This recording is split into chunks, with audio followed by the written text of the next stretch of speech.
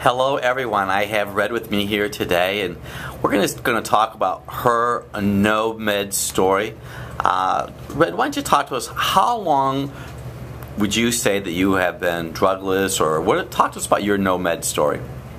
I haven't had any medications for over 25, 28 years, with one exception of one aspirin because the doctor told me to take the aspirin. I had an IUD planted in me, and she said for discomfort, and that's the only time I've ever taken any medication.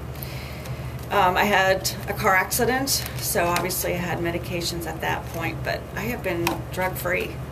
I don't like medications, that's why, the reason why I chose Dr. Bob, and when you had that belief of drugless, that was what drew me to your practice. So you mentioned to me off camera that your dad years ago decided to go medication free, and it impacted you and your children. Could you just talk to the viewing audience about that for me?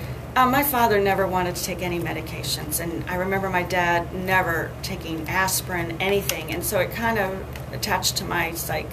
And as I grew older, it really came an impact as I grew coming out of high school into college, that I didn't want to take medications. And I remember when I was a child, my mom would take me to the doctor. You need a penicillin shot when you get a cold, or you need this for that. And it seems like every time I got sick, that was the thing you were supposed to do. And then all of a sudden, I had an epiphany that this is not the way I'm supposed to. And I've never had a vaccine.